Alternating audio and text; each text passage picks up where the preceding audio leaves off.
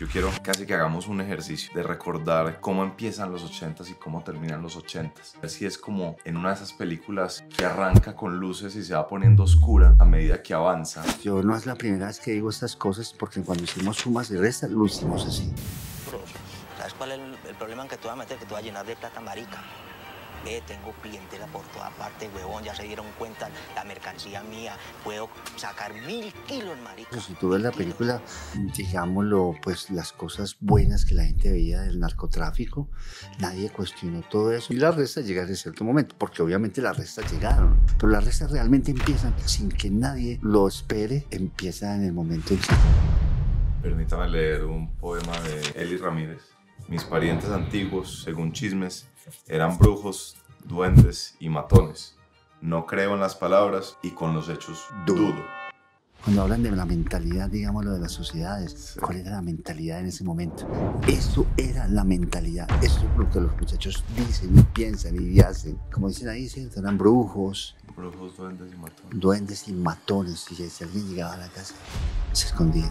¿Cuál es la utilidad? ¿Debería uno entender y mostrar o debería uno entender, mostrar e intentar hacer algo adicional? Haciendo esa película, descubrimos que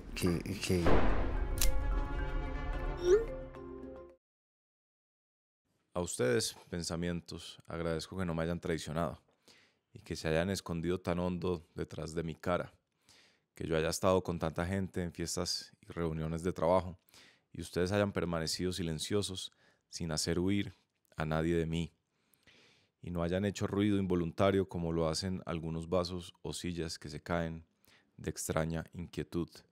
A ustedes, pensamientos, agradezco haber esperado tanto tiempo en la última pieza honda de mi vida, sobre todo porque han hecho que algunos me amen, por escucharlos sin decirles nada, por estar ahí como una compañía que tanto necesitan las cosas, por estar ahí en las largas noches en que no éramos nadie, por favor, no éramos nadie, y el viento nos barría. Este es un poema del invitado de hoy, Víctor Gaviria, con el que tuvimos una conversación fascinante sobre cómo era la mentalidad en los años de 80s, 90s, en esa Medellín que ya varias veces hemos explorado aquí en el podcast, bueno, esa Medellín y esa Colombia que hemos explorado acá en el podcast, pero realmente esta es la primera vez que yo me enfrento con esa versión que es cruda y es difícil y me parece muy valiente decirla, que presenta acá Víctor Gaviria, pero me parece que complementa el estudio que hemos venido haciendo acá. Espero que disfruten este episodio.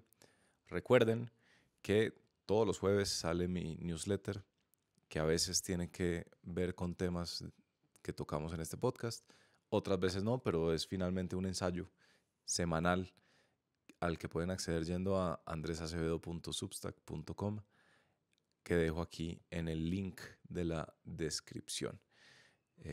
Sin más, disfruten este episodio con el cineasta, poeta, escritor, que nos ha dejado aquí sus pensamientos o parte de sus pensamientos, Víctor Gaviria.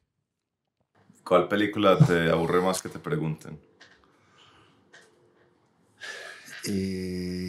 Yo antes, digámoslo, había quedado un poco frustrado con La mujer del animal, pero como que he cambiado un poco la visión de la película.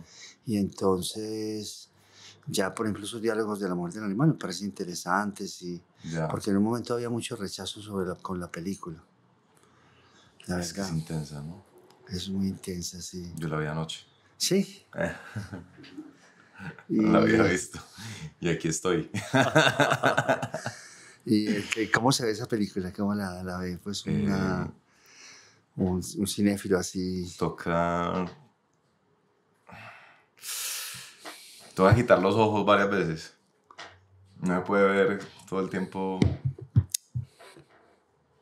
No me puede mantener contacto visual. No, Hay momentos que te voy a quitar los ojos. Es muy impresionante.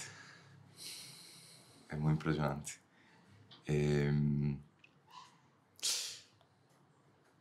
Pero al mismo tiempo es de las películas que uno no puede dejar de pensar cómo surge un animal de esos, ¿no? Cómo surge un ser humano. ¿Qué tiene que pasar para que se forme un ser humano de esos?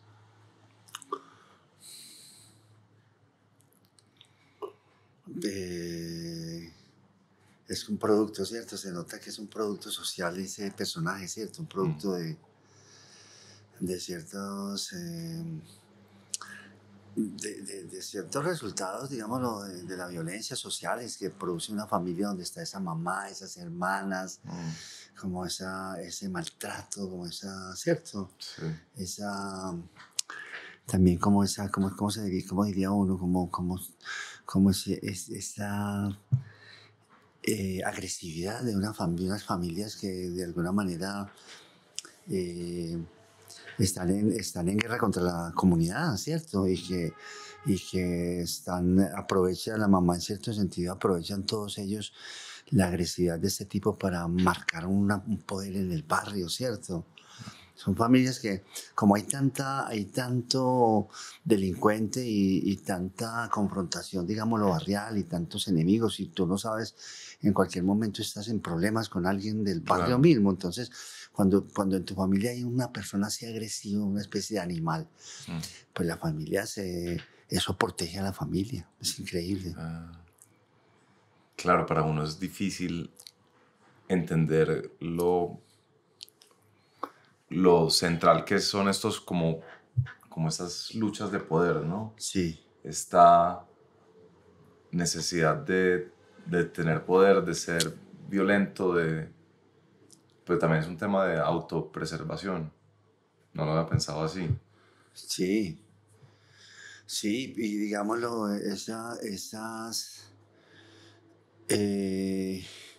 servicios que prestan estos delincuentes, ¿cierto? Que prestan un servicio a la familia inmediata, a la familia, pues, digámoslo, a la familia de sus hermanas, de su mamá, pero también a los primos, también a los tíos.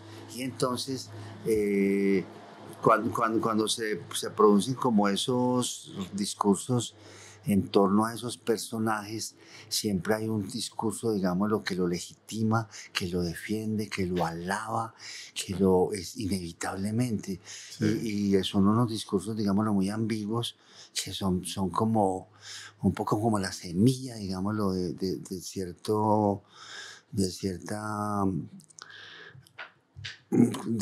sobre todo como discursos que permiten la normalización de unas conductas y de unos personajes, una normalización que va olvidando, digamos, lo que han hecho estas personas y no son juzgadas, y la memoria los labra y los trabaja de acuerdo a cómo sirvieron, digamos, a esa primera comunidad primaria, la más cercana. Y entonces... en general, cuando tú vas, dicen, no, sí, él era un violador, el animal sí era un violador, sí, ellos eran violadores. Y yo le decía a veces, pero ¿no te da pesar de esas muchachas que, porque están por la calle? ¿Y porque están por la calle? Eso no es culpa mía que estén por ahí por la calle buscando mozos y tal cosa. Y entonces ahí mismo dice la persona, él sí era un violador, pero con nosotros era muy querido. Con nosotros siempre, él venía a desayunar aquí con mi mamá le servía el desayuno, y claro que conversaban y yo hablaba con mi papá, y entonces yo me lo contaba por la calle y siempre me decía, cuidado, cualquier cosa, cualquier problema que tenga yo, me dice a mí, y me decía, nosotros nunca tuvimos problemas porque estaba el animal aquí con nosotros. Entonces es un discurso de una ambigüedad, sí, en donde la gente sabe que ese pariente, que ese primo, que ese hermano es un violador, es un monstruo, es un asesino, pero como les sirve a ellos, claro. Si ellos van y como les sirve y como al mismo tiempo le tienen miedo al man, entonces elaboran un discurso que es paralelo. Ellos lo saben, no son, o sea, no lo saben muy internamente, que ese man es un man que hace mal a la comunidad, sí. Y que es desgracia para muchas personas. Y que, digamos, lo acaba la vida de muchas personas, pero como al mismo tiempo le tienen miedo. y como conviven con esa persona, entonces ellos van creando el segundo discurso paralelo de que el hombre es un buen tipo, de que ha servido a la familia, de que nunca les ha hecho nada malo. Entonces van acumulando una serie de frases que van paralelamente. O sea, el saber que es un man que hace daño y que es un asesino, un delincuente, un hijo de puta, eso lo van como quien dice rebajando y se va por encima va el discurso de que es un buen tipo. Sí. Entonces, cuando pasan los años, ahí mismo eso es un trabajo de normalización, el hijo de puta. Entonces dicen, ah, sí, el hombre ahí tenía sus cosas, el hombre era mañoso, el hombre era malo, pero mira los hijos que tiene, mira los hijos que tuvo. Y mire, Margarita, la esposa del animal, la mujer del animal, lo quería mucho. Y eso, y ellos bien que mal, miren los hijos cómo van para adelante, mire, perdón, normalizan totalmente el asunto. Y es un trabajo de normalización tenaz, y es un trabajo moral dentro de las propias, los propios comunidades. Sí. ¿Sí me entiendes? Una convivencia con el mal, una aceptación del mal, una normalización del mal. O sea, unos senderos o unos caminos, unas rutas de normalización y de permanencia del mal. Otro de los testimonios muy frecuentes que uno encuentra siempre en las mamás, por ejemplo, de los sicarios en esta época de los 80s, 90s de Medellín era, pero él siempre me ayudaba con la casa. Exacto. Siempre, no importaba de dónde viniera el dinero que tuvo que hacer para conseguir esa plata, lo importante era que contribuía al hogar, casi como si fuera un buen niño. Exacto. Sí, eso también es una forma de normalización.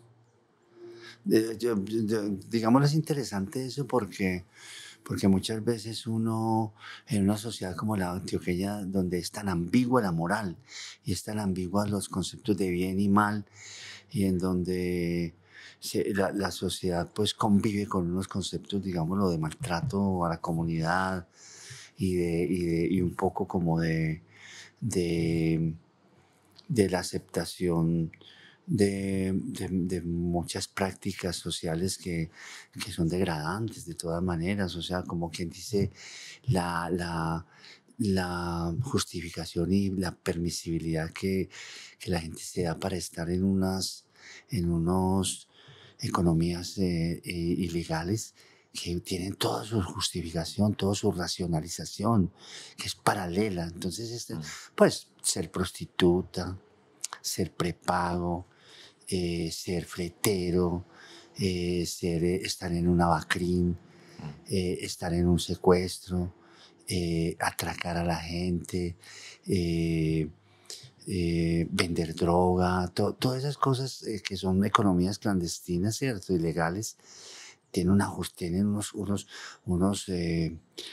unos raciocinios, unos discursos paralelos que conviven con el otro, entonces conviven, digámoslo, con los valores normales, ¿cierto? Los valores de respeto, digámoslo, al cuerpo, de respeto a la conciencia, de respeto a la libertad. Entonces es gente que en esas economías ellos de alguna manera pues pisotean todos esos valores que son sagrados y que son unos valores muy importantes para la convivencia y para el respeto y todo eso. Pero entonces son como dos a mí me interesa mucho eso porque lo he visto mucho. Y yo a veces digo, pero qué cosa tan interesante. Y digámoslo, sobre todo cuando se hace la serie del Patrón del Mal, Sí. ¿cierto? Yo no sé, digámoslo, los libretistas toman, digámoslo, se montan, yo no sé bien por qué había que analizar, se montan en tener todo el tiempo en los capítulos, tener todo el tiempo los dos discursos. Entonces el espectador se desconcierta, porque si en un momento dado Pablo Escobar decía, vamos a matar a este man, y después sale a hablar con la mamá, le voy a regalar estas cosas, y mi hermano va a hacer por unas cosas súper buenas. Esos dos discursos eran muy propios de doña Herminda. Herminda, puede ser Sí, el nombre de la mamá de Pablo Herminia, Escobar. no me acuerdo. Yo no me acuerdo bien, Era muy común de ella. Ella, cuando hay unas entrevistas que hizo y unos documentales muy importantes porque no sé dónde más, digámoslo, está el discurso de ella, pero una amiga le hizo una entrevista larga después de la muerte de Pablo Escobar a la mamá. No me recuerdo cómo se llama el documental, pero un documental de esos que son claves, que ahí está la clave del asunto, la manera como ella habla, la manera como va manteniendo los dos discursos, da en cabida a uno para decir, claro que él era narcotraficante, él sí mató, pero él era un gran muchacho. Y el otro discurso paralelo. Entonces, claro, eso desconcierta a cualquier persona y va creando y va dando la posibilidad a que la gente esté caminando en los dos discursos, pero sobre todo caminando, permitiéndose el discurso del maltrato y de la delincuencia en general. A mí también me interesa mucho ese tema. Quiero que hagamos esta entrevista sobre todo sobre eso, pero déjeme interrumpir aquí un segundo. Tranquilo, claro que para sí. meternos un poco con su historia. Claro que sí. Usted estudió psicología en la Universidad de Antioquia. Mientras tanto se fue adentrando en el mundo del cine. Por supuesto que es muy conocido por sus películas quizás más famosas, ¿no? La bandera de rosas, Rodrigo de No Futuro, Sumas y Restas. Pero déjeme preguntarle, en esa primera etapa, yo quiero casi que hagamos un ejercicio de recordar cómo empiezan los 80s y cómo terminan los 80s. A mí me interesa esa década porque yo no la viví.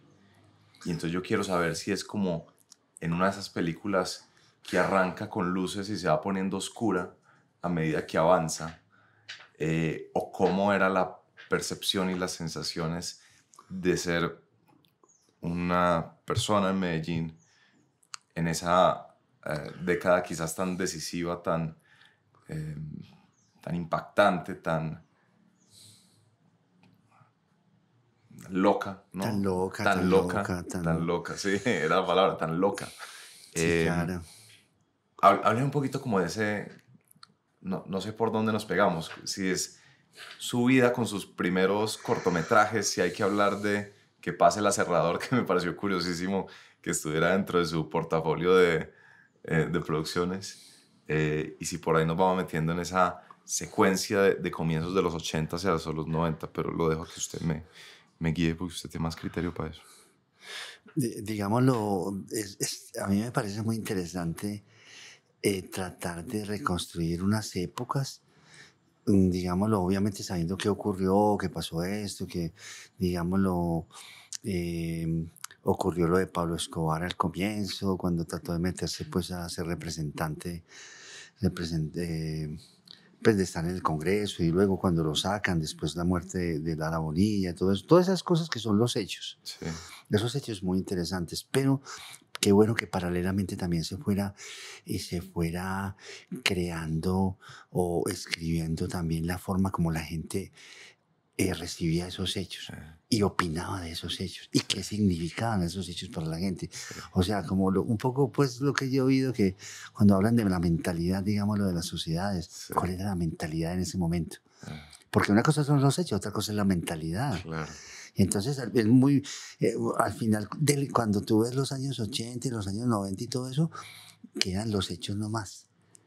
Pero las mentalidades desaparecen y esas mentalidades son esenciales. Entonces, claro, nosotros cuando empezamos los años 80, nosotros, digamos, los previos del 77, 78, 79, eran los años en donde yo estaba en la Universidad de Antioquia, estaba estudiando psicología. Yo nunca terminé psicología, yo realmente estudié la mitad de la carrera nomás y nunca pues llegué a redondear pues mis conocimientos y nunca tuve pues como las herramientas para hacer clínica y todo eso como muchos compañeros míos, y yo estaba como en el proceso, pero nunca terminé el proceso de ser un psicólogo que me hizo falta. Y entonces en esa época todo el mundo era testigo, digámoslo, de cómo la mafia iba entrando en la sociedad a través del chantaje, digámoslo, de los regalos, de comprar las pinturas carísimas, de comprar el arte, de comprar las fincas, de comprar unos restaurantes, de estar pues en la ciudad y permitir, digámoslo, la esperanza que la gente tenía de que si te cruzabas con un mafioso te podía contratar, si eras ingeniero, pues una construcción, o si eras un pintor te iba a comprar unos cuadros carísimos, o si tenías una finca te iba a comprar la finca, y toda esa expectativa que la gente tenía, y la gente, la mentalidad era una mentalidad no crítica, la gente era como si ellos representaran, digámoslo, un grupo digámoslo, de crítica y de rebeldía y de cuestionamiento del Estado como tal, como si el Estado que estaba en Bogotá era un Estado, digámoslo, de unas clases sociales, de unas élites que no eran antioqueñas, y por lo tanto la entrada de estas élites o estos mafiosos que pues representaban un poder tan tremendo, la gente veía eso como una disputa con las élites de Bogotá, y por lo tanto no criticaba eso. Y al mismo tiempo,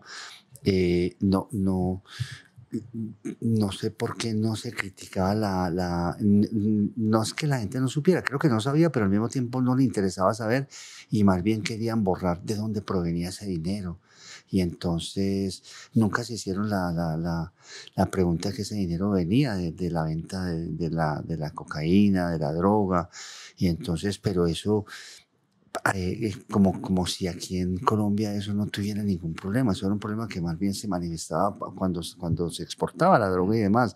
Pero la gente no tuvo una actitud crítica nunca con respecto a esa realidad. Y esa realidad iba entrando. Y todo el mundo, como te digo, había una gente que sabía que el paisa, digámoslo, estaba siempre en disputa, digámoslo, el paisa federal, Antioquia federal, siempre en disputa con el Estado central. Entonces estos manes, de alguna manera, eran los hijos de esta Antioquia federal, y por lo tanto todo el mundo le parecía muy bien que pusieran en cuestión incluso a los organismos de seguridad que eran del Estado, que eran más bien centralistas, que eran más bien bogotanos. Entonces, por un lado, y por otro lado, ellos empezaron a entrar con ese chantaje de estar. Yo recuerdo que yo era más bien poeta. En esa época estaba en la revista Cuarimántima de la Universidad de Antioquia, de unos poetas que al final resultaron siendo unos grandes poetas con unas obras muy, muy hermosas. Yo estaba más bien ahí en las reuniones de la revista. Siempre había comentarios en donde alguno decía, pues imagínate que en el colegio San José, ¿cierto? Donde está un mafioso, no me recuerdo quién, están los hijos de un mafioso, lo invitaron pues a todos los estudiantes, digamos, al cumpleaños del muchacho, y a todos les dieron de regalo, de piñata, pues de sorpresa de la piñata de la cumpleaños, un Renault 4 para cada uno de los estudiantes, de los compañeros que fue al cumpleaños. No todos fueron, claro, como premiándolo, ¿cierto? Sí. Entonces esa irrupción de la mafia que fue entrando, todo el mundo éramos testigos de eso, y había una gente que de todas maneras estaban en unos procesos, digámoslo, durante los años 70 también de subversión, ¿cierto? Había gente que estaba muy cerca de la guerrilla, claro, digámoslo, porque conocían amigos que se habían ido para la guerrilla, conocían los procesos, porque a veces coqueteaban con ser un poco parte de esas células de la guerrilla y demás, y la gente era muy consciente de que estaban las FARC, de que estaban el EPL, el ELN, y que estaba el M-19 y todo eso. Y el M-19 también había en un cierto momento robado la simpatía de todo el mundo para ser parte de la revolución, de la subversión. Todo el mundo estaba, como quien dice, viendo desde el palco, desde la tribuna, viendo esa lucha de la guerrilla contra el Estado. Cuando la mafia llegó, les pareció que eso sumaba.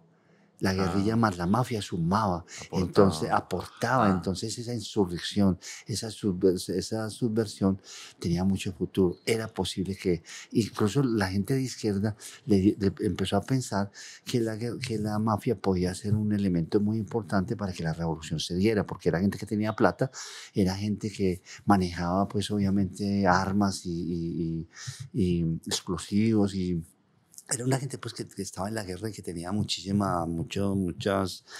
armas y entonces todo el mundo estaba esperando que se hiciera, digámoslo, el encuentro entre la mafia y la guerrilla. Entonces muchas veces a los años después, cuando Pablo Escobar era perseguido y estaban a punto de localizarlo, de pronto Pablo Escobar sacaba un comunicado donde decía: estoy en este momento con el EPL, estoy en este momento, voy camino a reunirme con unas células del ELN, de las FARC o del M-10. Bueno, entonces todo el mundo aplaudía eso y decía: al fin, hermano, al fin vamos a coger estos hijueputas bogotanos centralistas que se han robado el Estado. Vamos a coger este Estado, lo vamos a volver mierda. Vamos a volver mierda a esta gente, como sea. Bien sea pues obviamente la gente pensaba que quienes iban a dirigir esos movimientos eran la guerrilla, que tenían unos objetivos ideológicos y unos planes, digámoslo, de una nueva sociedad, una sociedad socialista, comunista y todo. Todo el mundo sabía que ellos, no era que los mafiosos no tenían ni idea de nada, ¿cierto? Tenían plata y ya. No tenían sino plata y no tenían, y estaban fuera de la ley como la guerrilla, ¿cierto? Sí. Las economías, digámoslo, según me cuentan a mí, digámoslo, el contrabando. Vos ves que cada que se habla de Pablo Escobar siempre hay un capítulo de contrabando anterior. Sí. O sea, él entra a trabajar para un contrabandista, ¿cierto? Que es un señor Gómez, ¿cierto? El que le llaman el padrino. Que no era el hombre de Marlboro. Pero en la guerra del Marlboro. Este estuvo, digámoslo, muy cerca del cual él aprendió todo, que era el padrino, un padrino que era contrabandista y que entraba por la carretera del mar, pues de Turbo, entraba con docenas de camiones todos llenos de contrabando, pagándole a la gente. ¿Cómo se llama eso? Sobornando a todo el mundo. Y Pablo Escobar, en la serie misma, él trabaja un rato con este tipo y el contrabando era una cosa que todo el mundo ejercía. La gente le daba por vender cigarrillos de contrabando, iban como está en la serie también, iban por todas partes. Lo digo porque tenía amigos míos de la Universidad Nacional que al mismo tiempo fuera pues de estudiar y demás, antes de meterse al narcotráfico, fueron contrabandistas y se mantenían llevando pacas de Marlboro a las salsamentarias, a las tiendas de barrio, vendiéndolas, vendiendo trago adulterado o trago contrabando. El contrabando era, hermano, una cosa que la gente hacía normalmente. O sea, la gente en Antioquia estaba muy por fuera del Estado. Había una tendencia de que todo lo que fuera por fuera de la ley estaba permitido. ¿Por qué? Porque era o parte de la subversión o parte de esa lucha contra las élites bogotanas. Entonces, todo el mundo le parecía bien eso. Yo nunca había pensado en esa confrontación casi Antioquia versus Bogotá. Es un tema de orgullo paisa. El orgullo paisa, pues que en esa época se hablaba todo el tiempo de Antioquia Federal, ¿cierto? Entonces, cuando los mafiosos, cuando los extraditables dieron el lema de ellos, pues tan impresionante, ¿cierto? Que preferimos una tumba en Colombia que una cárcel en Estados Unidos. Entonces, eso era una forma, de alguna manera, rimaba con la Antioquia Federal, rimaba con la berraquera del antioqueño que se lo ponía todo y que vivía en un territorio que era de él y que era su país, ¿cierto? Sí. Y mientras tanto, entonces usted se formaba como cineasta y era poeta en una revista. Entonces nosotros, digámoslo, estábamos pendientes de esa confrontación. Cuando el cartel de Medellín le declara la guerra, digámoslo, al general Maza, del DAS, ¿cierto? Sí. Del DAS. Sí. Y le ponen esas bombas tan tremendas que prácticamente cuando ponen la bomba del DAS en Bogotá, ¿tú crees que o sea, tú crees que la gente solamente se lamentaba de eso, de lo atroz que era? La gente al mismo tiempo le parecía que eran episodios de guerra, de esa guerra contra el Estado, en donde todo lo que contribuía, digámoslo, a desestabilizar el Estado nos hacía estar más cerca de la revolución. Entonces, esas cosas eran cosas que sumaban para la revolución. Entonces, los intelectuales y los poetas y todo eso, estábamos con un ojo, y era increíble. O sea, el mito de Pablo Escobar, que se supone que después irrumpe y produce, digamos, en el año 2000 todas esas series y produce esa admiración mundial y todo por ese personaje cuando se construye el perfil del personaje. Ya eso lo vivía la gente día a día, con esa simpatía con ese personaje. La simpatía tan impresionante que inspiraba en los barrios, en todas partes. Era un personaje que a través de la violencia y de su organización estaba omnipresente, era un mito, estaba omnipresente en todas partes. Todo el mundo conversaba con Pablo pensando que qué estaría haciendo, qué estaba haciendo. Todos esos relatos, digámoslo, aterradores de su equipo, sus lugartenientes militares, del Chopo, del Arete, todos esos grupos, esos sicarios que se volvieron famosos y todo eso, la gente comentaba de esas vainas que pasaban porque era un mundo donde la muerte predominaba y en donde el asesinato y el homicidio te sorprendían todo el tiempo y marcaban las diferencias, como que dice la ley de la delincuencia. La gente estaba fascinada con esos relatos, pero fascinada porque, como quien dice, aceptándolos, como cuando tú estás leyendo una novela y decís, uy, qué novela tan aterradora, pero está buena. Sí. Está buena la novela. Así la gente le parecía, ¿cómo hijo de puta, qué es esto tan teso? Esto está bueno. ¿Por qué? Porque, hermano, estos manes le pusieron el tate quieto a todos estos bogotanos, a todo este Estado colombiano centralista. Yo nunca había escuchado esta visión. Y por otro lado, estos manes están acercando la revolución. Inevitablemente, como están todos fuera de la ley, va a llegar el momento en donde esta gente se va a asociar, van a trabajar juntos. Y increíble que todas esas cosas tan buenas que nos han dado estos mafiosos, que son, por ejemplo, esas cocinas donde la gente de barrio simplemente, sin haber estudiado nada ni nada, simplemente porque es conocido, es amigo de un amigo del hermano del mafioso, que entonces, ¿qué hubo? Vamos para la cocina, entonces se van todos para la cocina. ¿Y cómo es posible que en esas cocinas en un día esta gente se gana lo que se ganaba un obrero en 4 meses, en un día? Entonces, o sea, y con un trabajo en donde ahí sí trabajarían vos contento, o sea, no, ahí sí, el 13% era como el 80%, porque la gente vivía feliz de esa forma de laboral, esas empresas tan bacanas en donde no tenías que haber estudiado, solamente ser amigo del hermano del mafioso y ya hacías parte de esa empresa y te pagaban súper bien y volvías otra vez a la casa y eso era o sea, la perspectiva que la mafia tenía de esa empresa tremenda. Además, el país, de todas maneras, tenía como un inconsciente muy profundo que digámoslo, que se había creado en las décadas anteriores, después de la Segunda Guerra Mundial, ¿cierto? Que hay como el café empieza, o sea, se crean unas sociedades muy positivas, unas sociedades incluso bastante orgánicas y coherentes y unas sociedades, digámoslo, ideales como Medellín. Medellín era la tacita de plata, era una ciudad muy, con muchos valores, digámoslo, sociales y comunitarios. Pero entonces, de todas maneras, cuando empieza el café a golpearse contra la globalización y lo mismo las grandes empresas antioqueñas como Coltejer y Fabricato empiezan a darse duro porque empieza la competencia, pues se globaliza y ya no pueden competir y van perdiendo. Entonces, había siempre la discusión y la esperanza de que algún día Colombia tendría que, para dejar de ser un país subdesarrollado de tercer mundo, tenía que tener un producto, hermano, un producto de exportación. El café ya había fallado, las confecciones estaban fallando también.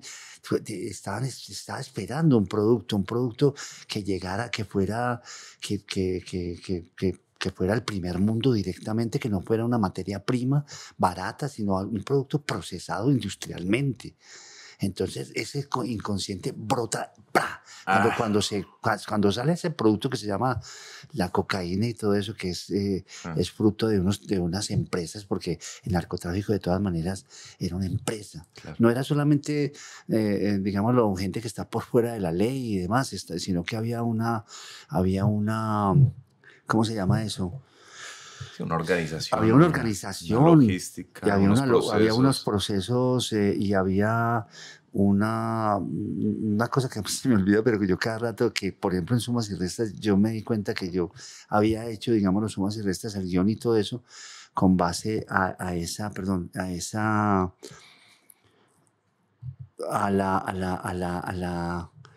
la cadena de producción. Claro, hay una cadena de valor. O sea, sí. De todas maneras, el narcotráfico era una cadena de producción, una cadena de valores, una cadena que empezaba con el man que empezaba incluso por el final, con la gente que consumía, pero te ibas devolviendo y ibas encontrando todo ese proceso donde los sicarios eran parte de ese proceso. O sea, ninguna eslabón de ese proceso era criticable. Ninguno de esos eslabones, el asesinato, el secuestro, pues esa violencia indiscriminada y aterradora que empezó a ejercer el narcotráfico, era parte de la cadena de la cadena de producción, o sea que no era criticable nada de eso. Eso hacía parte de esa cadena, que esa cadena reposaba en un inconsciente brutal de un país que sabía que era tercermundista y que era simplemente un país en donde, como todos los países tercermundistas, eran simplemente los lugares donde estaban las materias primas, pero no había ningún producto que tuviera un sobrevalor. Entonces, cuando aparece todo el mundo inconscientemente, el país como tal inconscientemente celebra eso, weón. Celebra haber encontrado un producto que vaya al primer mundo siendo tan costoso como los productos del primer mundo que llegan al tercer mundo, que son costosísimos, que son las maquinarias, que son, digamos, unos productos de procesos complejos, como era la cocaína, que era complejo de todas maneras. Claro. Había que traer el material de Perú, de Bolivia, la pasta, luego esa pasta, hermano, llegaba a la selva, luego había que procesarla, y toda esa cadena de producción que tenía que ver y que al final terminaba con la gente consumiendo aquí o allá, todo eso estaba muy bien visto, hermano. Todo eso era al fin el país había encontrado una vocación de exportación de un producto complejo de primer mundo. Al fin lo habían logrado. Eso no lo habían logrado nadie, y no lo habían logrado la burguesía, no lo habían logrado las élites, no lo habían logrado, porque como eran unas élites que todo el mundo sabía que eran unas élites sumisas, unas élites borregas, unas élites sin personalidad que habían vendido el país, las élites de siempre que habían vendido el país y lo vendían todos los días, unas élites, unos vendepatrias, weón. Entonces, claro, la mafia llegaba con la guerrilla debajo, detrás o al lado, llegaba a imponer un producto, a imponer ese producto. Nadie lo criticaba, ese producto. Por fin se había producido, por fin, digámoslo, el pueblo colombiano había logrado romper esa pared, hermano, irrompible de la pobreza, de la necesidad, de la carencia, de ese sino brutal, de ese destino de pobreza y de sumisión y de postergación y de derrota y de fracaso que era el sino del pueblo colombiano. Estos manes lo habían roto. Entonces, claro, el aplauso para estos manes era un aplauso, hermano, mañana y noche, y eso duraba, hijo de puta, todo el tiempo, porque habían logrado por fin, como nunca, digámoslo, las élites y las clases pudientes le habían ayudado al pueblo, sino que lo habían masacrado, lo habían matado, lo habían puesto en la mitad a pelear con conservadores y liberales, lo habían humillado y lo habían expresado de mil maneras, que ese pueblo no les interesaba sino muerto, y que eran carne de cañón, y que ese es un pueblo de puta que no servía para nada, y todo ese clasismo tan violento y ese racismo que hacía que el pueblo colombiano fuera, al fin el pueblo colombiano había reaccionado. Entonces entra esta gente y ¡pah!, cambia todo. Oiga, estoy anonadado con esa perspectiva. No, pues Es muy impresionante. son las mentalidades que había en las ese momento. mentalidades, y es interesante que usted hable de mentalidades porque finalmente me ha hablado usted de dos anhelos, ¿no? El anhelo de la revolución y también el anhelo de la prosperidad, ¿no? Claro. Entonces, la prosperidad es tener ese producto premium que nos lleve al progreso y que podamos vivir todos bien, y de la revolución de vamos a reemplazar a estas élites vetustas y llegaron los nuevos que son más pragmáticos y son capaces y son los primeros que pudieron armar una cadena de ensamblaje de tal nivel que vea, estamos poniendo el 90%, estamos controlando el 90% de la producción mundial de cocaína. Vea ese logro. Sí, es un logro. Entonces nosotros estábamos en esa época, digámoslo, te lo digo, los intelectuales, los escritores, jóvenes que estábamos buscando muchas cosas. Teníamos amigos que habían sido del M-19, se habían ido a exilarse a Ecuador, habían vuelto nuevamente. Sí. El M era gente que estaba todo el día mirando por las ventanas. Yo me acuerdo porque yo iba donde muchos amigos míos en Bogotá. Y cuando yo llegaba, ellos estaban, ¿cómo se llama esto? Estaban, pues, haciendo gestos, pues, de emoción y de expectativa y frotándose las manos ante cada bomba que ponía la guerrilla, el cartel de Medellín. La gente estaba del lado del cartel de Medellín. Mucha gente estaba del cartel en esa guerra contra el Estado, pensando que eso iba a terminar bien, iba a terminar muy bien. Como te digo, iba a terminar con la revolución. Entonces, éramos testigos de esa guerra y todo el mundo estaba interesado y eso hacía parte de esa transformación tan tremenda y como que se convivía, digámoslo, con todo eso. Sí. Se convivía, había una admiración tremenda por esos sicarios y por el Chopo, por todos esos personajes que después fueron famosos, pues se conocieron y te digo que cosas como, pues era increíble los atentados que esta gente hacía incluso contra el espectador, pues te estoy diciendo unas cosas un poco aterradoras que, sí. pero es decir, el pueblo antioqueño en general estaba siguiendo la guerra desde el punto de vista del cartel de Medellín. Eso no es como ahora que todo el mundo, ay no, qué gente tan mala, sí. que eso es un asesino y tal cosa, sí. No. Era un prohombre, este man era un prohombre, el propio Pablo Escobar y todo el mundo, como Pablo Escobar también tenía, digámoslo, pues había desarrollado, que es cosa también muy interesante del hombre, había desarrollado un mimetismo y una conciencia de que realmente él estaba por fuera de la ley, pero la gente que estaba dentro de la ley era una gente ingenua, que no era sino hablarle de una manera y creían todo.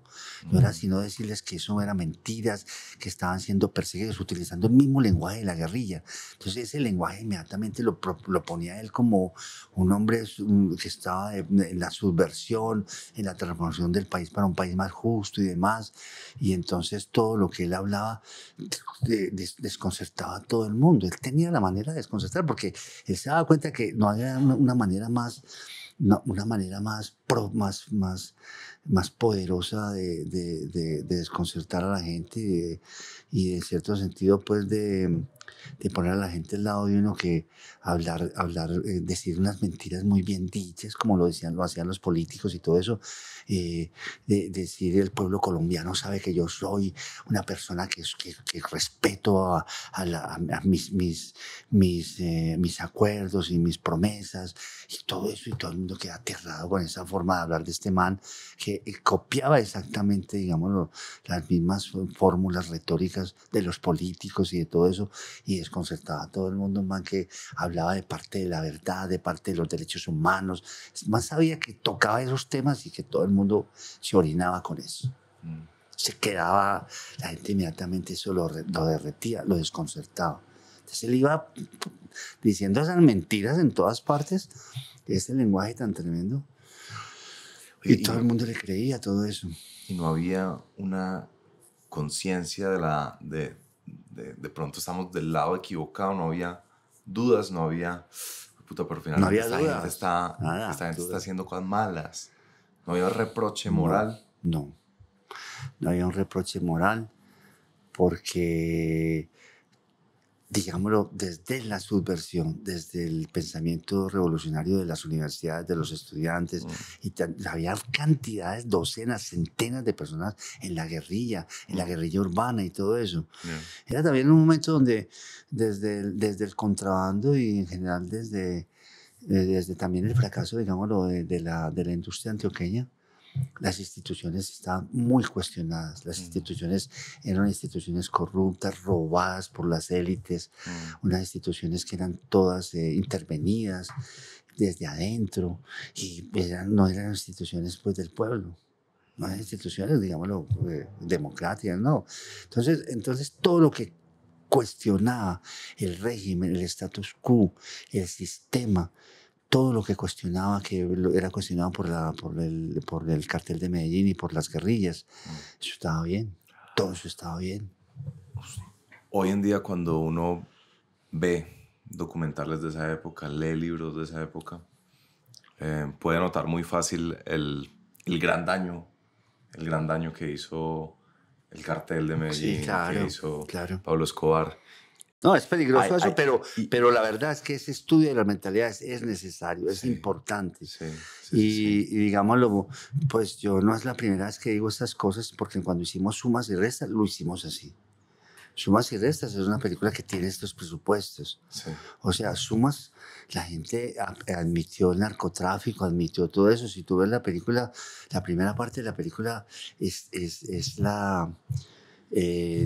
digámoslo, pues las cosas buenas que la gente veía del narcotráfico, nadie cuestionó todo eso y las restas llegaron en cierto momento, porque obviamente las restas llegaron. Claro. Hubo un momento en donde la verdad es que ya cuando con las bombas y todo eso, todo el mundo se dio cuenta que ese gran hermano que era el narcotraficante y todo eso, era un asesino, era un delincuente. Y lo más tremendo es que en esa convivencia entre la guerrilla y la mafia, pues la mafia después toma el partido, digámoslo, del régimen del Estado y empieza a luchar contra la subversión, crea el paramilitarismo y la mafia se convierte en un elemento de antirrevolución, de antirreforma humana, o sea, la reforma agraria. O sea, la mafia se convierte realmente en un elemento de antidemocracia, de antidemócrata. O sea, empieza a representar lo peor, digámoslo, y a aliarse con lo peor de la derecha y todo eso. Ya después, ya mafia ya muestra su verdadera cara. ¿Usted recuerda cuál fue el punto de quiebre? En ese estudio de mentalidad, ¿podría uno precisar un episodio? ¿Es Lara Bonilla? ¿Es el asesinato de Galán? ¿Es alguna bomba en específica? ¿Es el tema del avión de Bianca? ¿En qué momento? ¿Dónde se acaban las sumas? ¿Dónde empiezan las restas en esa década de los 80s? Obviamente empieza, pues, visto objetivamente, empieza, pues, obviamente con los magnicidios y con el terrorismo, ¿cierto? Con el terrorismo del cartel, con la muerte de Galán, o también, pues, obviamente con la muerte del director, del espectador Guillermo Cano. Pero, digámoslo, visto desde ahora, ahí empiezan las restas, pero vivido en ese momento, la gente todavía no sabía muy bien cuándo empezaron las restas. Le parecía que esa guerra todavía tenía algún sentido. Obviamente, claro que las bombas empezaron a atacar a la población civil y tal cosa, y ya, digamos, el periodismo, digamos, lo radial que había estado tan de acuerdo con Pablo Escobar, que fueron todos tan pablistas y todo eso, llegó un momento donde empezaron ya a decir: Pablo, estás atentando contra tu gente, estás matando tu gente, Pablo, tu gente. Eso fue sobre todo un tipo que se llamaba un periodista que le decían el muchachón, que a ti no te tocó, pero tenía un noticiero en la mañana que cómo amaneció Medellín, cómo anocheció Medellín, aquí el muchachón, pero no me acuerdo del nombre, señor Vargas, para que lo busques bien, periodista muy importante, que fue asesinado por el cartel, porque algunos de los sicarios cuando vieron que él empezó a criticar a Pablo Escobar, parece que Pablo Escobar no le molestaba, pues se reía de esas críticas del hombre. Él tenía mucho, era un locutor que empezó a tener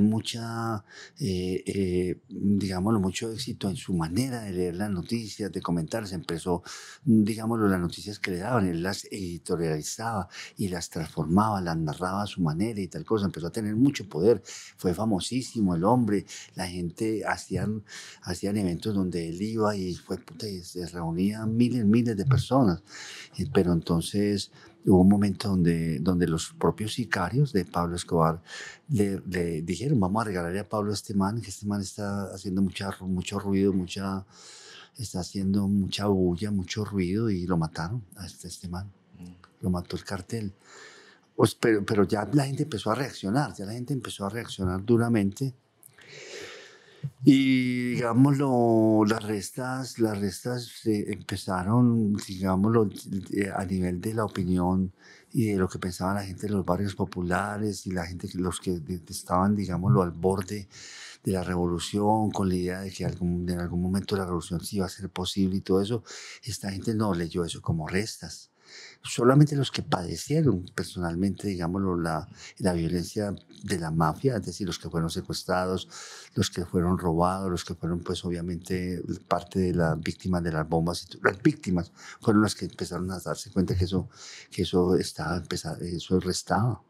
Entonces, en la película En Sumas y Restas, el personaje va muy bien, hasta que en un momento dado aparece, digámoslo, un elemento fundamental de esa economía clandestina, que es el torcido, ¿cierto? El torcido, yo de alguna manera, pues, tuve un poco la hipótesis, ¿cierto?, de que lo que caracterizaba, digámoslo, a la mafia colombiana, o esa mafia que estaba allí del cartel de Medellín, y lo que de alguna manera organizaba el relato, digámoslo, de ese cine negro de la mafia de Medellín, porque yo quería hacer una película, digámoslo, de cine negro, ¿cierto?, que nos había mostrado Scorsese, que eran tan interesantes, como nosotros teníamos esta mafia aquí a la mano, amiga de amigos y pariente de amigos y todo esto. Incluso en las mismas familias nuestras aparecía una prima bonita, esas primas que no se les puede decir que no porque son tan bellas, weón, y que entonces que terminaban, hermano, casadas con los contadores de los Ochoas. Sí. Y nadie discutía eso, nadie le parecía mal eso. Sí se impresionaba a la gente: uy, ¿cómo así? Fulanita de tal, la prima tal, está viviendo con tal. Pero había mucha interrelación, digámoslo, de las familias con la mafia.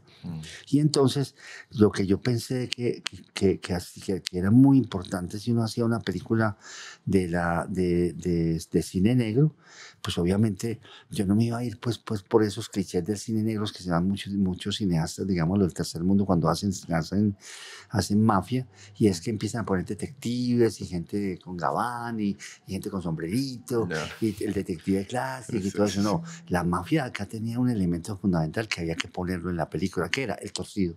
El torcido era una herramienta en esa que yo te digo, ¿cómo es que te digo yo? Esas eslabones de producción, esas cadenas de producción. Esas cadenas de producción, había un elemento de esa cadena, un eslabón, que era el torcido, que como tal funcionaba en la cadena de producción. Entonces, en la película, las sumas van hasta el momento que aparece el torcido. ¿Cuándo aparece el torcido? Cuando la droga, este man les hace una droga a unos mafiosos un poco más elegantes, más poderosos. Él es un cocinero intermedio, un traqueto intermedio, les hace la droga a unos mafiosos más poderosos, más de clases altas y demás. Y entonces resulta que cuando llega el material a Miami, el material llega es un material que está siendo rendido por estas sustancias y por lo tanto el material se descompone. Lo dice en la película, eso llegó vuelto un chicle allá a Miami. Entonces ahí mismo, ¿qué hubo pues mal parido? ¿Cómo así que este man es un tumbador? Este man hay que darle bala, vamos por él ya, dale a matarlo. Entonces ahí es donde aparece el torcido. Solo que digámoslo, en la historia, digámoslo, en el relato, hay una cosa súper interesante que consiste en que él, digámoslo, aparentemente cae en desgracia con el mafioso, con su socio, porque no va al entierro del hermanito del mafioso. Y no va al entierro porque le considera que él no es de esas clases sociales en donde la gente llora a gritos en los entierros.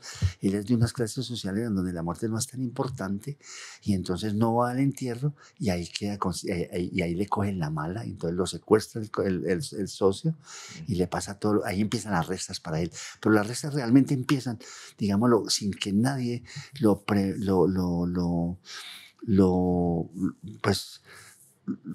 espere.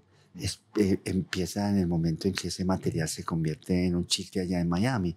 Pero obviamente tú ves que la película tiene toda una cantidad de sumas que son ambiguas, porque cuando se va a rumbear con el socio a mitad de la noche ha llevado unas prostitutas y entonces les pide que se empeloten y atraviesen una piscina y que la que llegue el primero al otro lado les da $1 millón de pesos. Entonces una de ellas se tira, se quiebra la cabeza, porque es una piscina muy bajita, sucia, llena de hojas, una agua asquerosa. Todas se tiran allí, pasan al otro lado. La que gana, cuando sale al otro lado, tiene la cabeza, se ha abierto la cabeza del golpe al chocarse contra el piso.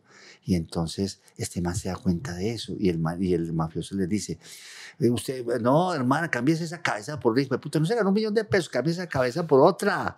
Entonces este man, ahí toda la película están dando datos de que esa gente no es buena, de que esa cosa va a terminar mal. Entonces todas las sumas, es el hombre que no lee que va a terminar, no lee bien que va a terminar, hasta que llegue el torcido y paralelamente el error de no haber el entierro del hermanito de su socio, y ahí sí llegan las restas para él. Las restas para él que son: es secuestrado, pierde la libertad, se ha aterrorizado, le quitan toda la plata, se salva de milagro. Sale al otro lado de milagro. Y entonces los mafiosos lo obligan a él a ser parte del atentado contra este mafioso. Entonces él va a hablar con el mafioso a un restaurante, conversa, se sienta con él. Cuando se levanta, hay unos sicarios que están en la mesa del lado y matan al socio. Entonces él sale por la calle oyendo esos disparos, oyendo ese traqueteo, viendo que todo el mundo corre, que salen carros para allí y para abajo, y él no se da cuenta que ya hace parte de la mafia y que ya su vida, hermano, está asignada por la mafia y que lo más probable es que lo maten a él también.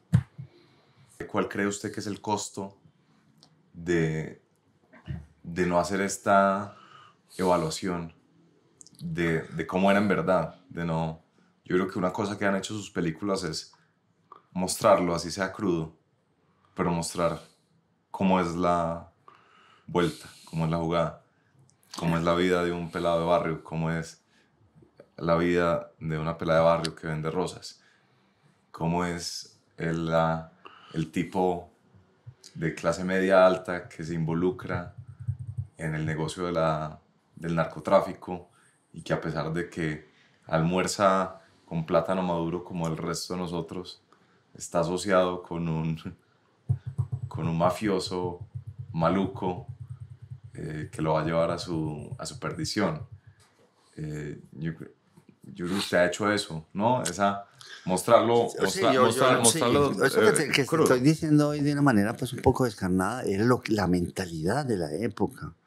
Y digamos los que estábamos, porque inevitablemente cuando entramos a la universidad, pues yo venía, digámoslo, de un colegio de jesuitas como el San Ignacio, y yo salí, digámoslo, recibí de los jesuitas un mensaje de cambio social y un mensaje de trabajo social. Nosotros íbamos a los barrios, nosotros siempre los viernes todo el mundo llevaba un mercadito y se juntaban docenas de bultos de mercado todos los viernes, digámoslo, para los pobres de los barrios, de Zamora y todo eso.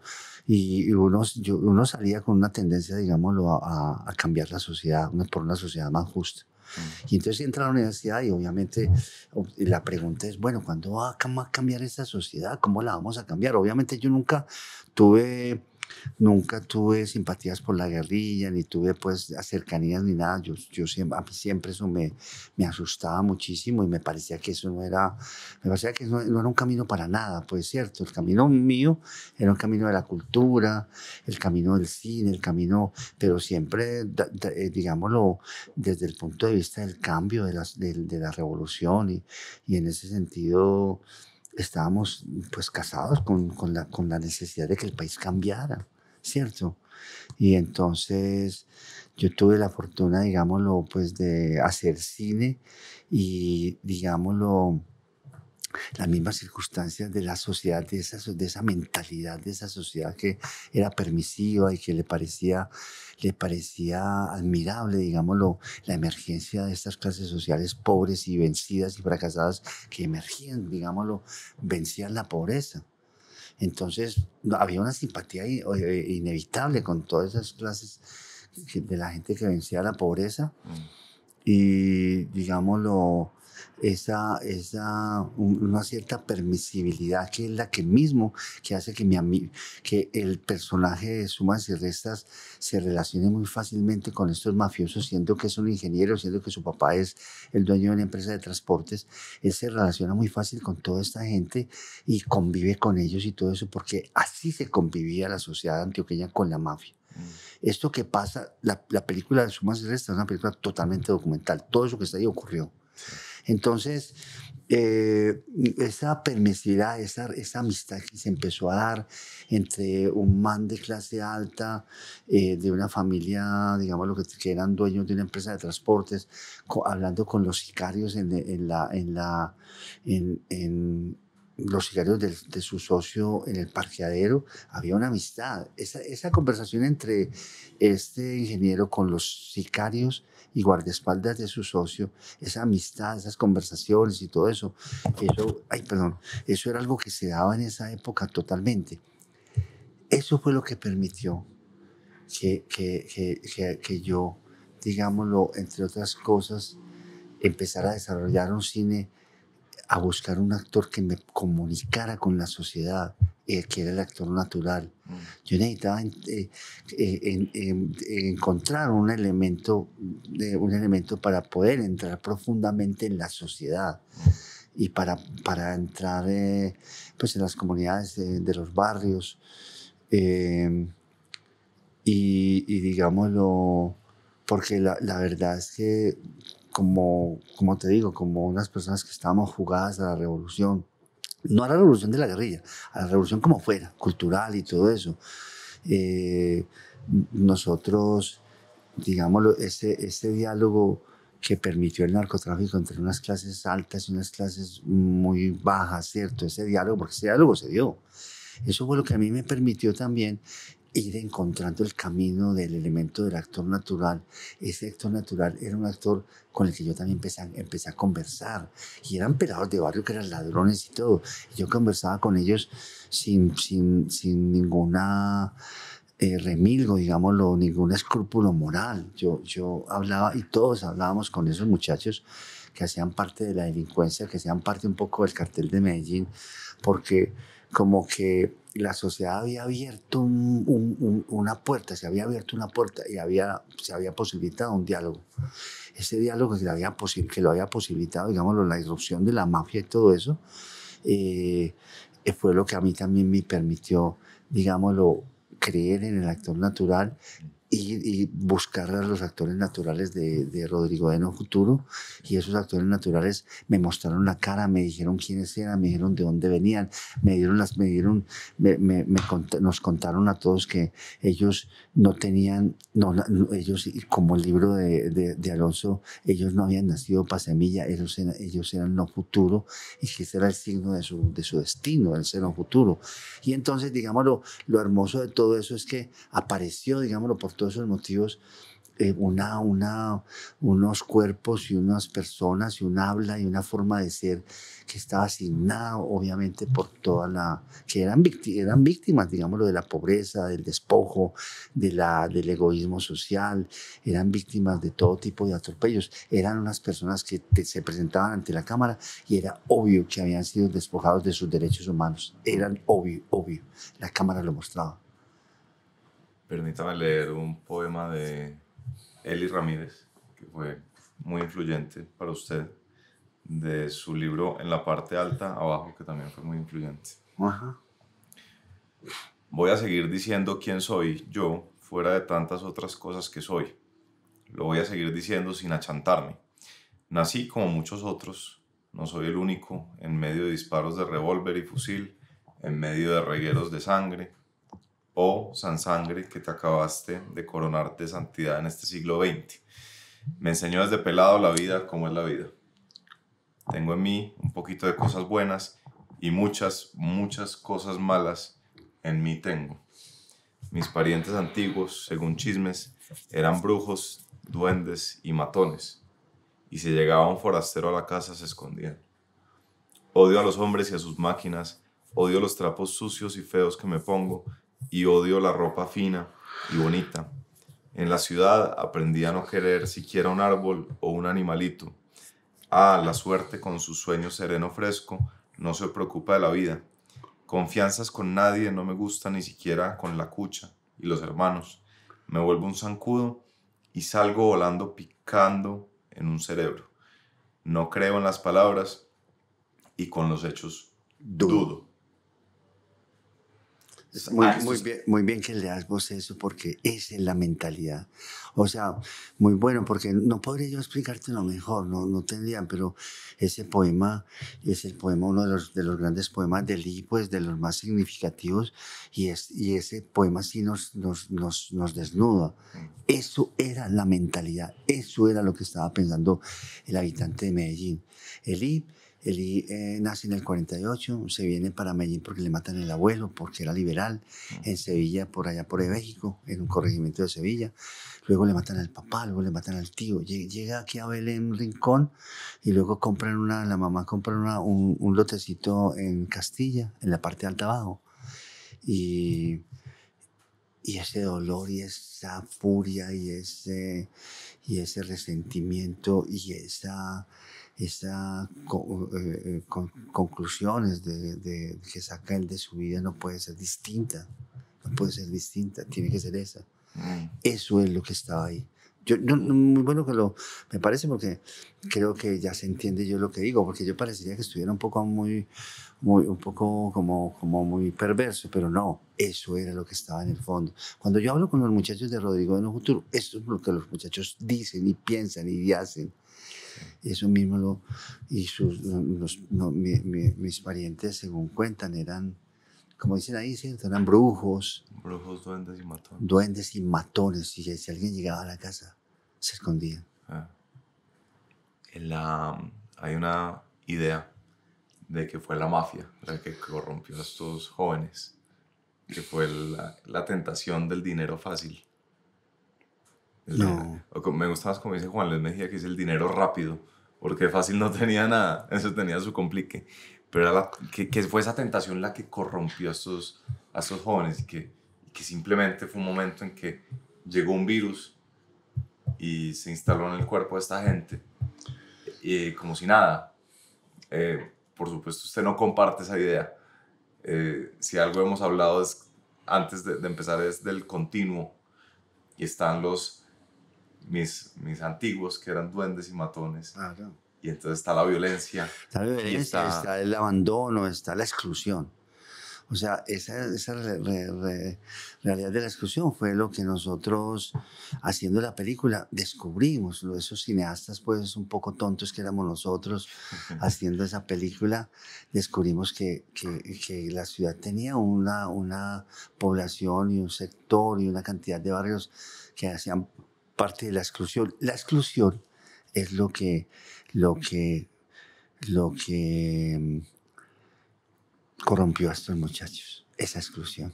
No la mafia, la exclusión. La mafia los empoderó, pero lo que los corrompió, lo que los hizo, digámoslo, tener ese resentimiento enorme, ese resentimiento, digámoslo, sin fondo, que está en los poemas de Lee, es la exclusión. ¿Qué generaba esa exclusión? Era una cosa geográfica, era un tema de vías de acceso y vivir en un barrio de invasión en la Loma. Exacto, un barrio de invasión que nunca, la ciudad nunca había tomado la iniciativa de, a pesar de tener EPM y todo eso, pero nunca habían tomado la iniciativa de hacerlo un lugar de inclusión. Vivían en un limbo que algunas familias vendían algunos terrenos, la gente los invadía, la gente llegaba de las violencias también, de las violencias políticas del oriente antioqueño o de Urabá, llegaban acá y llegaban y en una noche alguien les vendía un lotecito donde cabía un tugurio y ellos llegaban y antes de que la policía llegara a echarlos, ellos hacían ese tugurio como fuera, lo cerraban y se acostaban a las 12 de la noche, se acostaban y suspiraban diciendo que por primera vez estaban bajo el cielo de Medellín, que estaban bajo el cielo de Medellín, habían logrado una cosa extraordinaria, estar bajo el cielo de Medellín, tener una casa en Medellín, vivir en Medellín, habían logrado algo, la gente más despojada de todo, perseguida por la violencia, llegaban a Medellín, tenían un ranchito y de pronto un gran suspiro de miles de personas que por lo menos estaban bajo el cielo de Medellín. Una exclusión impresionante. Eso también es fascinante de sus películas. Uno podría ver muchas de ellas tan solo desde la perspectiva casi arquitectónica del, como dicen ellos, levantar un rancho, ¿no? Mucho de la vida gira alrededor de levantar un rancho. Lo que te quiero decir, digámoslo, que levantar un rancho era una tarea titánica, una tarea que el que lo lograba entraba a la ciudad por primera vez, era el comienzo de algo, pero que no era bueno tampoco, pero porque esos barrios eran barrios sin calles, unos barrios abandonados, unos barrios sin ley, sin derechos humanos, pues te violaban, te robaban, estabas abandonado, la ciudad no te acompañaba, ninguna institución. Un poco cuando decimos la mujer del animal, ese barrio de invasión es esos barrios. Sí. Yo conversé tanto con la gente, esa es una parte también, un capítulo de la ciudad, es que la ciudad no está contada, o sea, tú no puedes tampoco decir que estas personas tienen la verdad sobre la ciudad y que entonces la ciudad es esto, es aquello, o sea, hoy te he dicho una cantidad de cosas de la mentalidad, buscando la verdad sobre la ciudad. Obviamente yo no la tengo para nada, porque la ciudad no ha sido contada y hay muchos capítulos de la ciudad que no les interesan ni siquiera a los grandes intelectuales, ni siquiera a los grandes escritores, de pronto, pero como por ejemplo todos esos años de esos barrios de invasión. Esos barrios de invasión es como si esa época no hubiera ocurrido, esa época ocurrió. Obviamente ahí están los vestigios todavía, porque igualmente esos barrios de invasión son unos barrios que tienen, digámoslo, su forma arquitectónica, o sea, no pueden esconderse, no se han cambiado, siguen siendo el resultado de esos barrios de invasión, siguen siendo prácticamente un barrio de invasión igual. O sea, esa historia sigue igual, ahí perdurando. Cuando hicimos La Mujer del Animal, nosotros nos fuimos para un barrio ya en Bello, ¿cierto? Estábamos en el barrio París de Bello, pasábamos la quebrada La Loca, que era una quebrada que era de aguas cristalinas, que no lo podías creer lo hermosas que eran, que se ensuciaban, digámoslo, a los 300, 400 metros, Y ese barrio de Invasión, la gente tratando de clavar una puerta, tratando de hacer una ventana, tratando de, como dice Eli, como si el viento se robara los techos de las casas y la gente persiguiendo las paredes, las puertas, los techos para poder vivir. Así, igual, cuando nosotros fuimos a hacer eso, nadie siquiera se preguntaba quién éramos nosotros, nadie nos miraba, la gente lo único que quería era sobrevivir, vencer la sobrevivencia. Y la gente signada por la sobrevivencia, tanta gente, miles de personas, cientos de miles de personas condenadas a sobrevivir. Eso es la exclusión. Voy a leer aquí de No nacimos pa' semilla de Alonso Salazar. Dice, este es un testimonio de uno de estos muchachos del barrio. Dice, es que nosotros no escogimos este camino porque nos gustara. La realidad nos empujó a hacer cosas tan azarosas. ¿A quién le va a gustar matar a su propia gente? Los pelados que crecieron con uno, con los que jugaba. Ver sufrir a las señoras que lloran a sus hijos. Eso no le gusta a nadie. Pero, ¿qué otro camino quedaba si nos tenían acorralados? Si nos atracaban, nos mataban, si estaban hasta violando a las peladas. Si recurrimos a la ley esperando soluciones y por el contrario, veíamos que los policías se aliaban con los delincuentes. ¿Qué podíamos hacer? ¿Cómo te parece? Muy bueno que leas esto porque yo no... eso es lo que está en el fondo de todo eso. Eso es lo que está en el fondo de todo eso. Usted dijo una cosa fascinante en una entrevista y quiero, para cerrar, porque me asusta que usted no alcance a contestar esto antes de tiempo. Usted dijo que hay un asunto con la percepción del tiempo en estos barrios, para la gente que vive en estos barrios. Hay un tema de temporalidad o casi atemporalidad y que es casi imposible entenderlo a menos que uno lo mire en contraste. Y uno tiene sus costumbres y uno tiene sus rutinas, pero parece que esta gente no tiene costumbres. Esta gente que ha llegado a esos barrios, y lo nota uno mucho en esta película de la mujer del animal. Uno dice, pero ¿cómo organiza un día un tipo de estos? No. Y pues allá le dice, estás borracho desde muy temprano.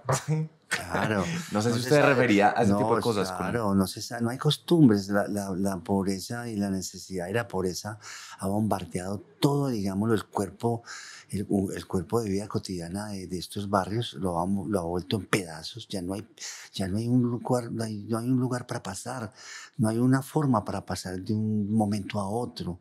Ya los momentos se revolvieron como si alguien estuviera revolviendo un vaso pues lleno de tierra. Ya no hay lugar, ya todo está revuelto. No sabes si estás de mañana, de tarde, no te importa si son las 3 de la mañana o las 3 de la tarde, porque nada te sirve.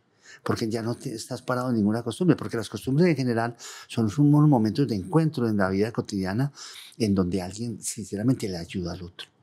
Le dice, venga para acá. Son unas pequeñas sesiones de solidaridad que se dan y para crear la cohesión social, para crear la sociedad, para crear la esperanza de que la sociedad exista. Entonces, si alguien tiene la costumbre de llegar a la casa y te sirven el almuerzo, la comida, te están dando esa solidaridad para que sigas adelante y te están dando sobre todo la constancia y el retrato de que hay lazos sociales. Cuando ya no hay costumbres, ya tú estás por el mundo como una cometa, hermano, sin cola. Por allá dando vueltas y pegándose contra todos los palos y enredándose con todas las piedras, con todos los cables eléctricos. Ya no tienes orden, ya caes allí, caes allá, el tiempo ya no existe. De todas maneras, digamos, en mis películas, yo, por ejemplo, a veces hablando con mis amigos y todo eso, o cuando me preguntan cuál es el realismo mío, cuál es el realismo, digamos, de mis películas. El realismo de mis películas es como estoy tan cerca, digamos, de los actores naturales, y ellos son los que me cuentan, los que a girones, a retazos, a pedazos, me tratan de construir su vida rasgada en pedazos, rota en pedazos, pero el relato que hacen frente a mí antes de escribir el guión une un poco esas cosas. Entonces ellos lo que se llevan, este diálogo es tan importante para mí como para ellos, obviamente para los actores, porque hacen un poco un cuerpo de un relato que no existe, lo unen de cualquier manera cosas, pedazos, y tienen ya un cuerpo temporal, y pueden decir, yo soy así, ya lo reúnen.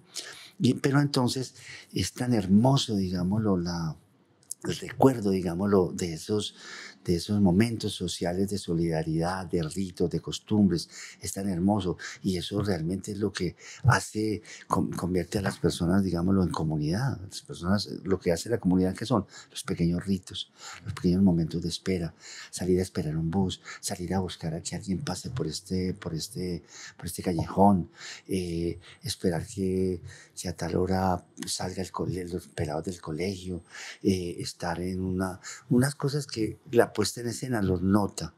O sea, la gente es increíble, están nadie lo podría creer, pero la cámara lo nota. Y si uno está atento, lo nota. Están creando unos momentos de pausa, de espera, están teniendo el tiempo propio para convertir ese tiempo en un tiempo de humanidad. O sea, un tiempo no del que está arriado, no del que está empujado, sino de una persona que tiene momentos para decir, ¿quién soy yo? ¿De dónde vengo? ¿Para dónde voy? Esos momentos de humanidad son fundamentales. Cuando tú construyes, por muy de invasión y muy pobre sea la gente, construyes esos momentos, digamos, en tus películas, te digo que la gente siente una admiración por esa gente, de estar construyendo el tiempo de la humanidad, de su humanidad.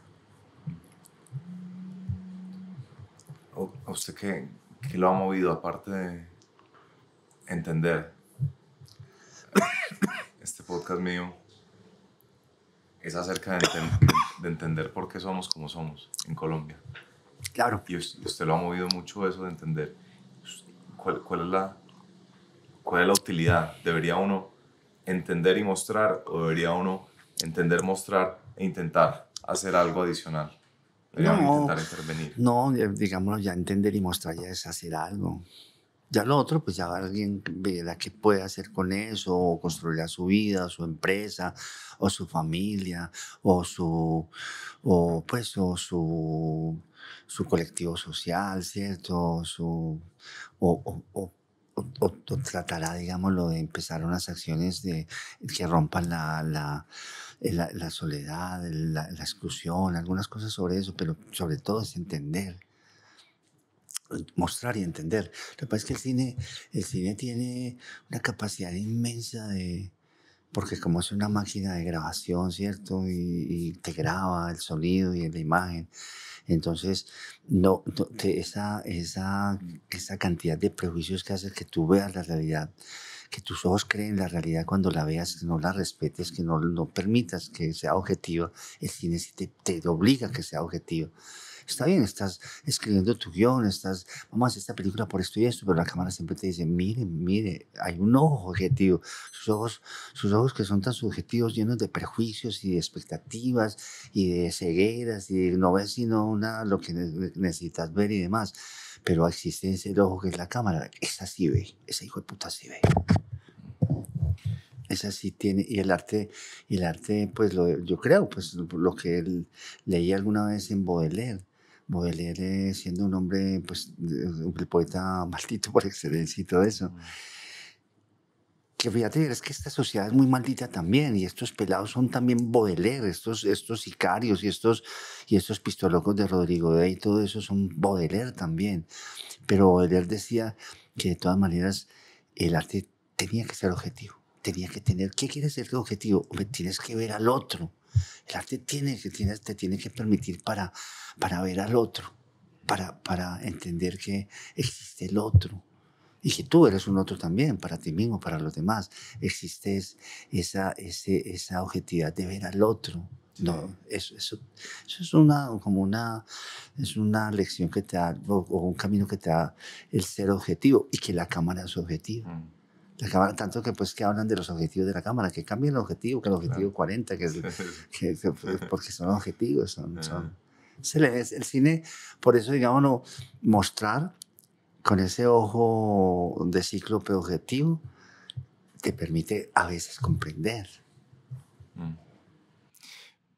Pues hay otra idea que también le escuché a usted en una entrevista que también me pareció fascinante, y es la idea de que mientras todos estos hechos están ocurriendo, hay un montón de otros hechos o de otras vivencias paralelas, y es algo que yo siempre he pensado. Yo estaba en esta misma ciudad, solo que en otra comuna, mucho más privilegiada, y mientras eso pasaba allá, mientras ciertas cosas pasaban en algunos de estos barrios, yo vivía otras que nada tenían que ver, y que me parece casi increíble que hayan sucedido a tan pocos metros de distancia. Entonces, pues me parece que es momento de agradecerle por mostrarnos esos, por lo menos a mí, que tanto interés me generan los hechos paralelos. Pues nada, Víctor Gaviria, qué gusto haberlo tenido. Me parece que usted ha dicho unas cosas muy valientes en este podcast y le agradezco mucho. Yo creo que he sido tan valiente porque como que estamos tan solos, ¿cierto? Yo pienso que esto no lo va a oír nadie. Y que también me has producido como la sensación de que me has dado confianza. Entonces me he sentido confianza. Pero me parece que el poema de Lee y lo que lees también de No nacimos para ser de Alonso, yo no podía decirlos, estaban ahí escritos, y eso es en el fondo lo que equilibra muchas de las cosas que yo dije. Sí. Muchas gracias por citarlas. No, gracias a vos. Espero que hayan disfrutado de este episodio. Solo antes de irse les recuerdo, si quieren recibir el newsletter, sale todos los jueves y pueden recibirlo yendo a andresacevedo.substack.com. Repito, andresacevedo.substack.com. El link está acá en la descripción de este episodio y hasta la próxima.